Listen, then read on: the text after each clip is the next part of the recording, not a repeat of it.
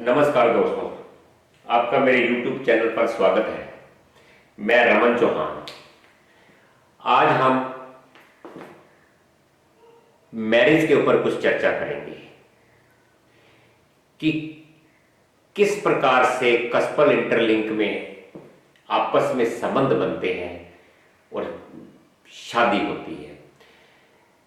अब पहले तो हम कस्पल इंटरलिंक के अंदर लगन का सब लौट देखेंगे, क्योंकि दोस्तों जिंदगी में जो भी काम हो रहे हैं वो लगन ने ही करना है।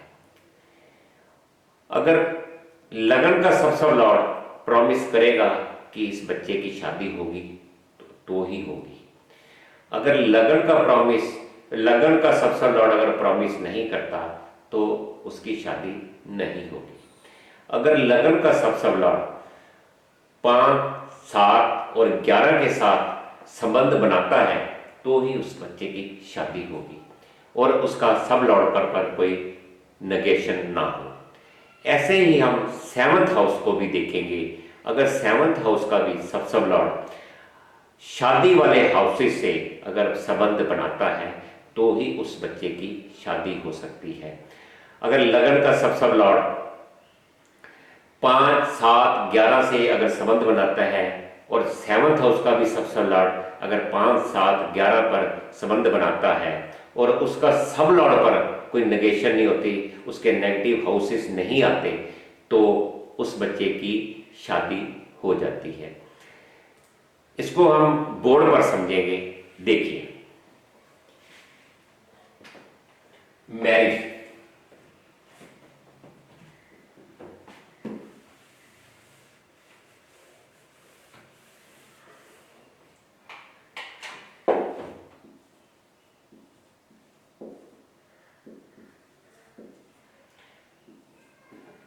मैरिज को जब भी हम कस्पल कुंडली के अंदर इसकी स्टडी करेंगे तो ये 7th हाउस का पोर्टफोलियो है। 7th हाउस जो है वो मैरिज वाला हाउस है। और पहले हम लगन की स्टडी करेंगे, लगन के सब लॉर्ड को देखेंगे क्या वो मैरिज के साथ मैरिज देता है, मैरिज का प्रॉमिस करता है। और फिर हम 7th हाउस को देखेंगे क्या वो भी मैरिज वाले हाउसेस से उसका लिंक बनता है। दोस्तों, अगर लगन का सब लॉर्ड अगर मैरिज वाले हाउसेस को इन्वॉल्व करता है, अगर उसकी सब लॉर्ड पर अगर कोई नेगेशन नहीं होती, जैसे 4, 6 एंड 10 नहीं आता, तो उस बच्चे की शादी हो जाती है। ऐसे ही हम 7th हाउस को देखेंगे कि अगर 7th हाउस का सब लॉर्ड भी अगर 5, 7 एंड 11 से अगर उसका लिंक बन जाता है और सब लॉर्ड पे उसकी कोई नेगेशन नहीं आती, नेगेशन वाले हाउसेस नहीं आते, 4, 6 एंड 12 तो 10, तो उस बच्चे की शादी हो जाती है। इसको हम बोर्ड पर समझेंगे। पहले हम देखेंगे लगन के सब लॉर्ड। लगन का सब लॉर्ड सैटर्न है।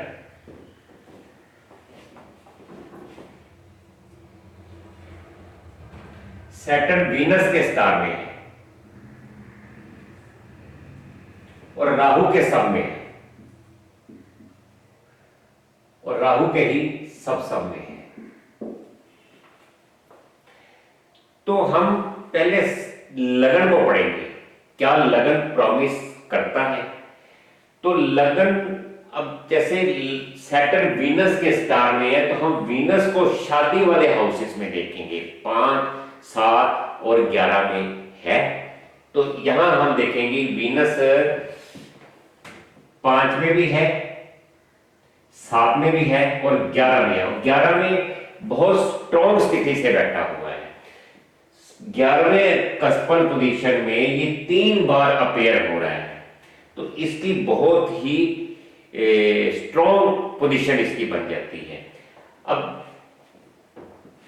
वीनस 5 में भी है, वीनस 7 में भी है, वीनस 11 में भी है। अब हम ये देखेंगे कि राहु को, क्या राहु 5, 7 और 11 में है? क्योंकि सैटर्न वीनस के माध्यम से 5, 7, 11 को इन्वॉल्व कर रहा है। ये हमारे इन्वॉल्व हाउस है, इन्वॉल्वमेंट करते हैं, इन्वॉल्वमेंट हो गई यहां पर, ये हमारे कमिटमेंट है और ये हमारे फाइनल कंफर्मेशन है। तो यहां हम राहु एज ए राहु देखेंगे पहले, क्या वो 5, 7, 11 में है?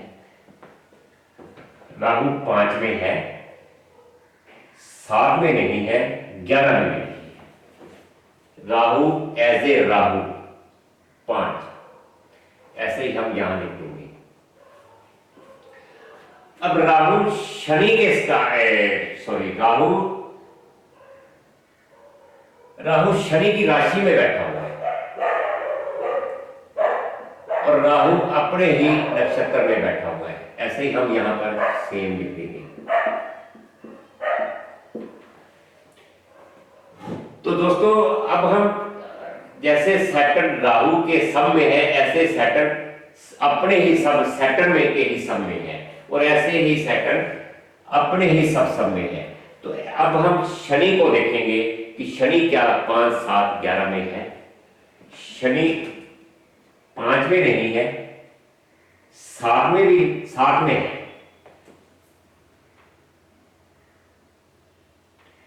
और 11 में नहीं है।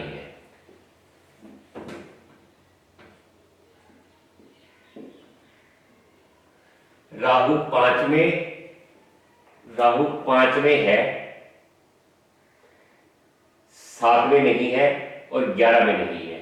शनि 5 में नहीं है, 7 में है और 11 में नहीं है। अब हम इनके नेगेटिव हाउसेस देखेंगे कि कहीं पर इनकी 5, 7, 11 की नेगेशन तो नहीं हो रही। जैसे देखा दोस्तों, 5 और 7 और 11 इन्वॉल्वमेंट तो हो रही है, 5, 7 की कमिटमेंट भी हो रही है, ऐसे ही 5 और 7 की यहां पर भी कमिटमेंट हो रही है। लेकिन इसके नेगेशन वाले house 4th and 6th and 10, क्या राहु 4 में है? 4 में है। राहु 6 में नहीं है एंड 10 में भी नहीं है। ऐसे ही हम सैटर्न को देखेंगे। सैटर्न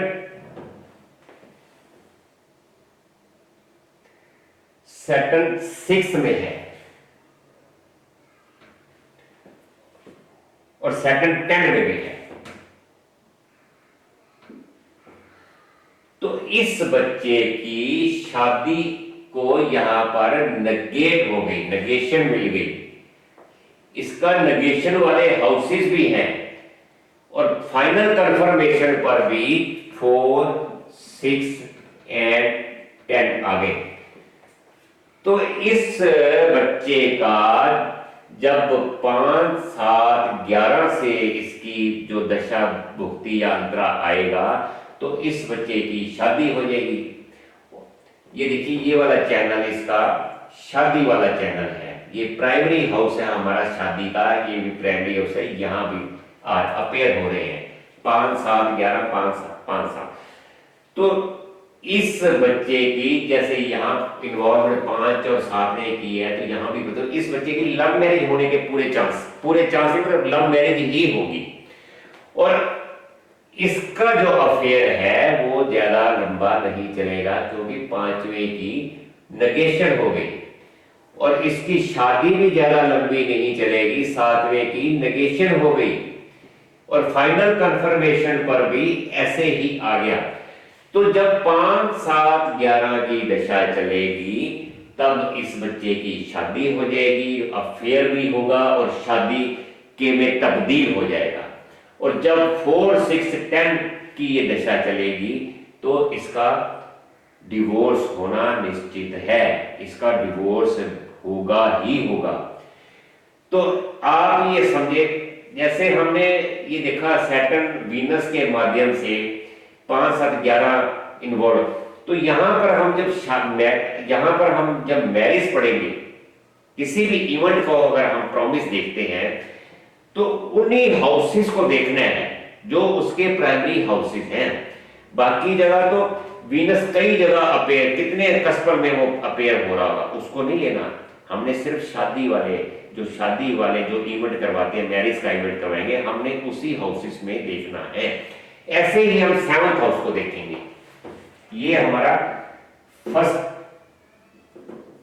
कस्पर था, ये हमारा 7th कस्पर है। अब हम 7th हाउस के सब लॉर्ड को देखेंगे। 7th हाउस का सब लॉर्ड भी सैटर्न है, तो सैटर्न को तो ऐसे ही हमने ऊपर पढ़ लिया।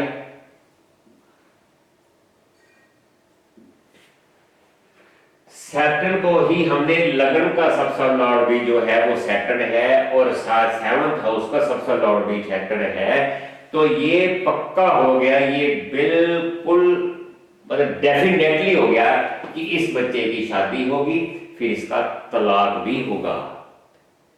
ये बिल्कुल निश्चित ही है। हमारे इस पद्धति के अंदर किसी तरह का कोई डाउट नहीं होता कि भी आपकी ये उपाय कर लो तो ऐसे शादी हो जाएगी, ये उपाय कर लो तो आपकी शादी बच जाएगी, तो ऐसा कुछ नहीं होता। इसमें जो है वो सामने नजर आता है, वो होगा ही होगा, उसको कोई नहीं टाल सकता, क्योंकि वो भगवान ने प्रॉमिस दिया हुआ है। वो भगवान ने कहा है कि इस बच्चे का, इस जातक के साथ ऐसा ही होगा।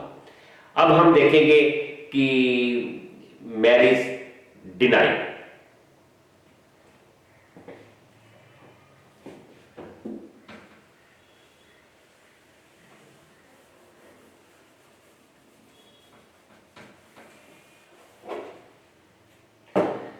मैरिज डिनाइल हम कैसे, पहले इसके लिए भी हमने लगन के सब लॉर्ड को ही पढ़ना पड़ेगा। लगन का सब लॉर्ड अगर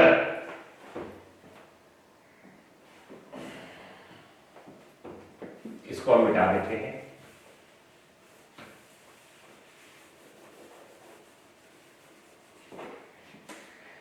अगर लगन का सब लॉर्ड 5 को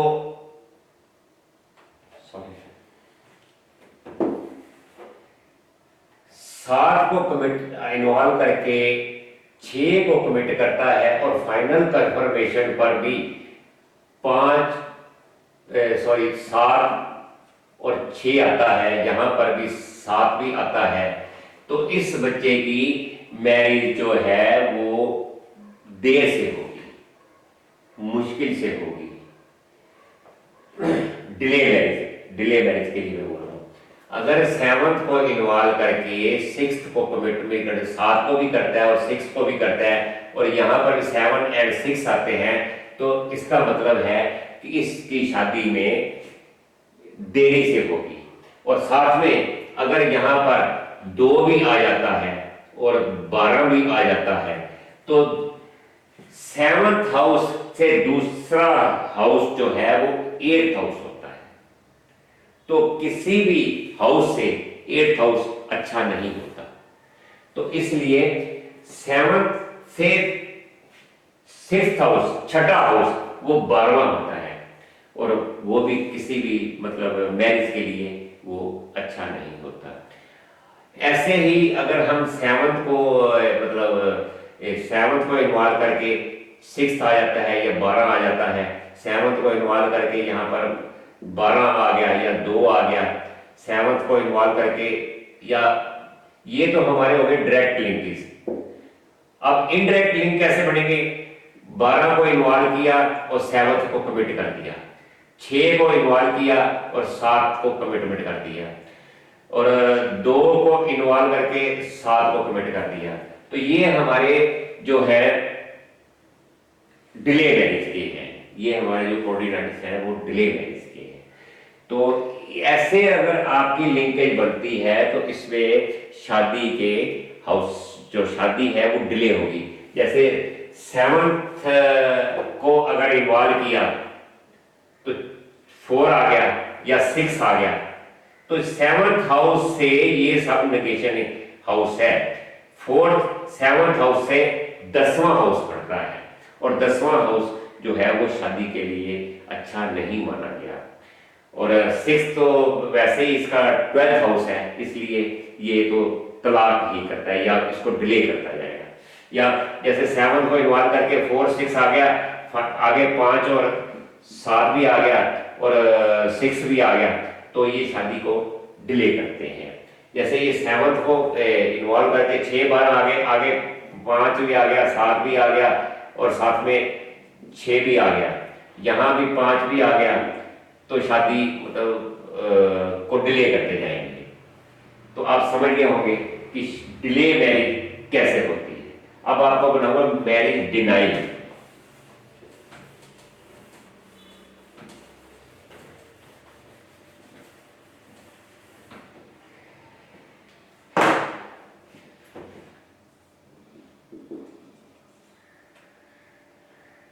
डिनाइल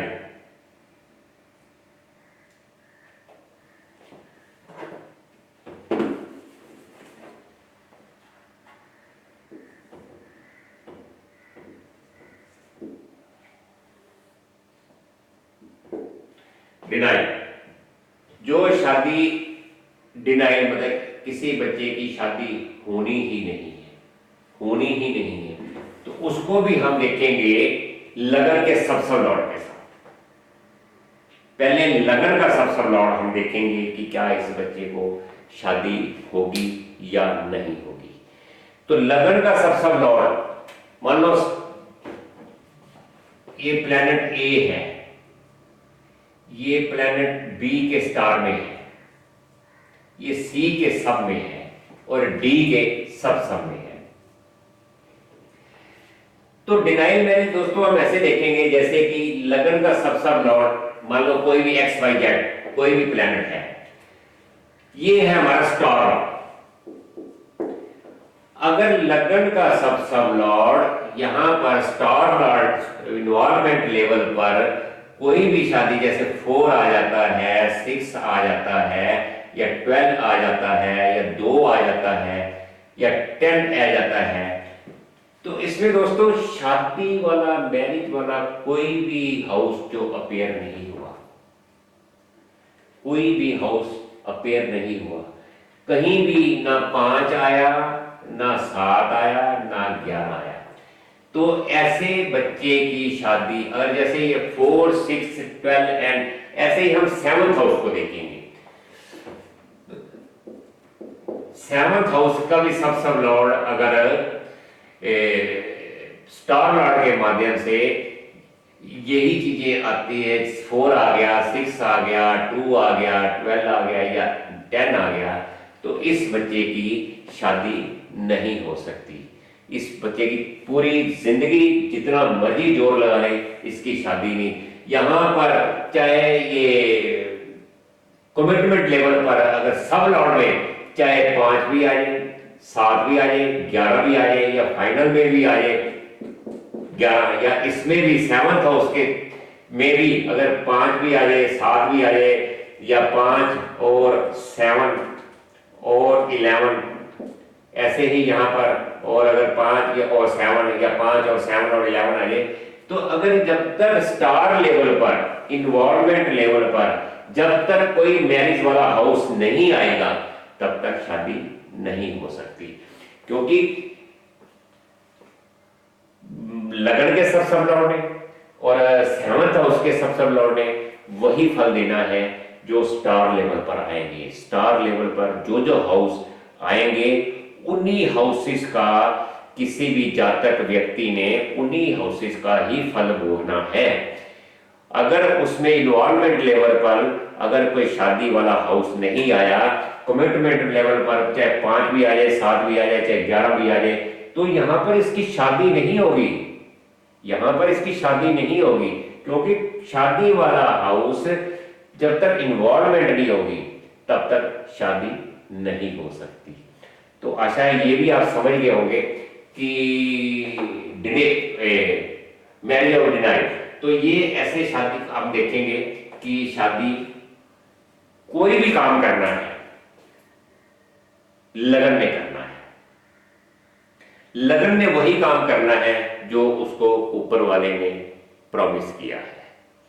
लगन ने ही शादी करनी है, लगन ने ही बच्चे पैदा करने हैं, लगन ने ही स्टडी करनी है, लगन ने ही प्रोफेशन करना है, लगन ने ही बीमार होना है और लगन ने ही ठीक होना है। उस बीमारी को रिकवरी भी लगन ने ही करनी है। जब तक आपका असेंडेंट किसी भी इवेंट के लिए अगर शो नहीं करता तो वो इवेंट पूरी लाइफ नहीं हो सकता। असेंडेंट का सब लॉर्ड जब तक स्टार लेवल पर ये शो नहीं करता कि आपके शादी होनी है या नहीं होनी, आपके घर में बच्चा पैदा होना है या नहीं होना, आपका प्रोफेशनल लाइफ कैसी रहेगी, आपकी स्टडी कैसी रहेगी, ये लगन ही सब कुछ तय करता है। ये लगन ही बताएगा, फर्स्ट कस्पल का सब लॉर्ड ही बताएगा कि आपको जिंदगी के अंदर ये वाला इवेंट आप मतलब होगा या नहीं होगा, आप इस चीज का सुख पाओगे या नहीं, मैरिज का सुख पाओगे या नहीं, बच्चे का सुख पाओगे या नहीं, या प्रोफेशनल लाइफ आपकी अच्छी रहेगी या नहीं, ये लगन ने ही तय करना है। तो आप ये समझ गए होंगे कि डिनाइंग मैरिज कैसे देखते हैं। अब हम आपको बताएंगे डिले बता दिया।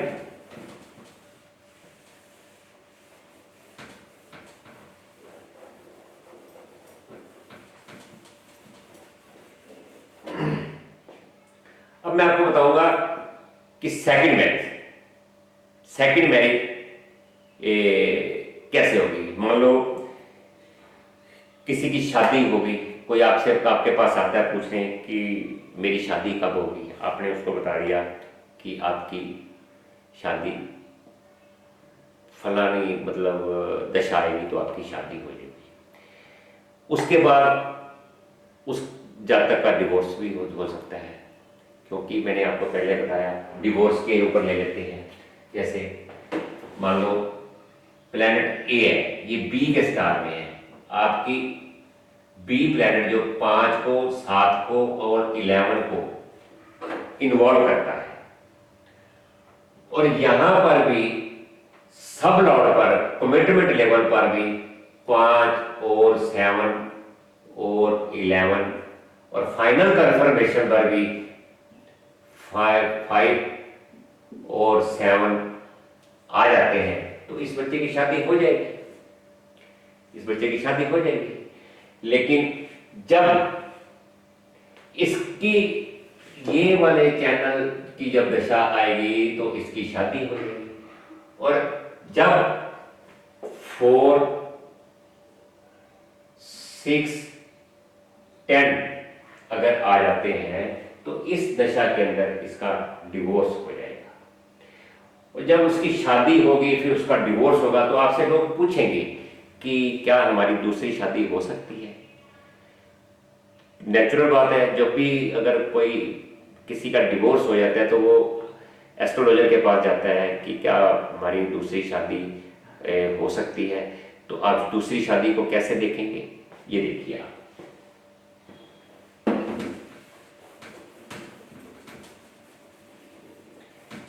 दोस्तों, दूसरी शादी भी जो अगर होनी है तो ये भी लगन ने ही तय करना है। अगर दूसरी शादी आपकी होनी है तो ये लगन ने ही तय करना है। दूसरी शादी का मैं आपको अगले चैप्टर में बताऊंगा कि दूसरी शादी कैसे होती है। ठीक है, तो आशा करता हूं ये आप समझ गए होंगे, और आप मेरी वीडियो को लाइक कीजिए, सब्सक्राइब कीजिए, ताकि मैं अपने आने वाली वीडियो आपको दे सकूं। अगले चैप्टर में मैं चाइल्ड बर्थ और सेकंड मैरिज के बारे में बताऊंगा। नमस्कार।